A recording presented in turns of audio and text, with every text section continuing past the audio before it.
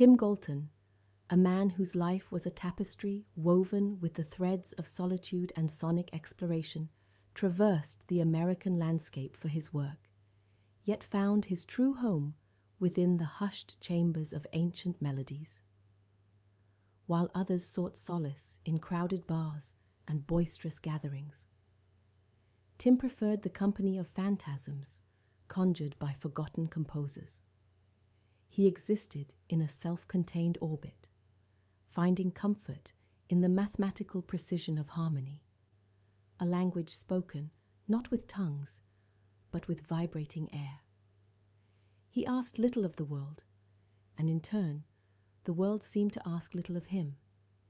He was a man who left no footprints of malice, cast no shadows of animosity, and that is precisely why the enigma of his final week gnaws at the minds of those who knew him, a riddle wrapped in a shroud of inexplicable dread. It culminated, as such things often do, in tragedy.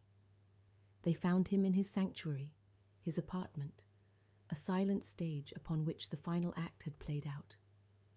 The door, unyielding in its lock, bore no testament to intrusion, no scream of splintered wood. Inside, his body was a tableau of unsettling serenity. Fully clothed, he knelt within the sterile porcelain of his empty bathtub, his head resting against the cold, unforgiving wall. He appeared to have simply succumbed, slipped away into the silent abyss, as if falling asleep to a lullaby only he could hear.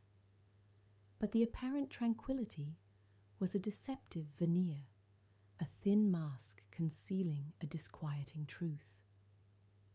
As the long arm of the law reached into the hidden corners of Tim's life, it unearthed a disturbing collection of artifacts, a testament to a mind grappling with unseen forces.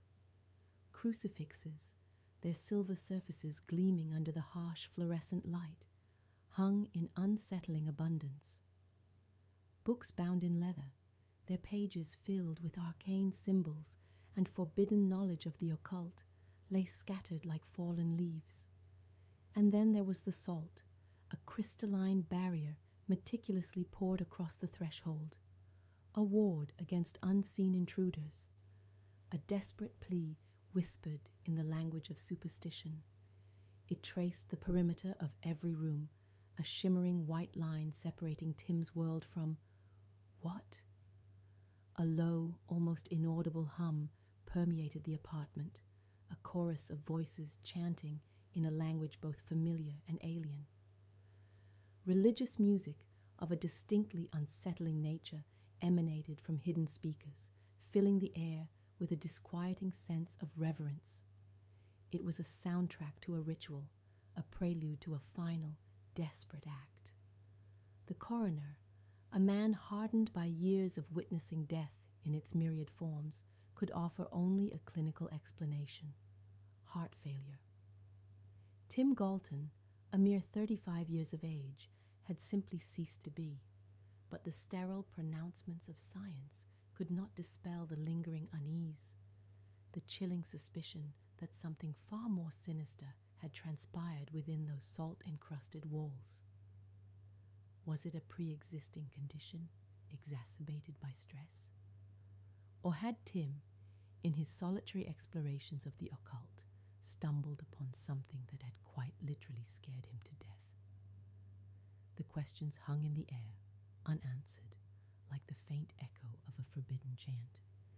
Tim Galton's life was a quiet melody, his death a discordant, unresolved chord.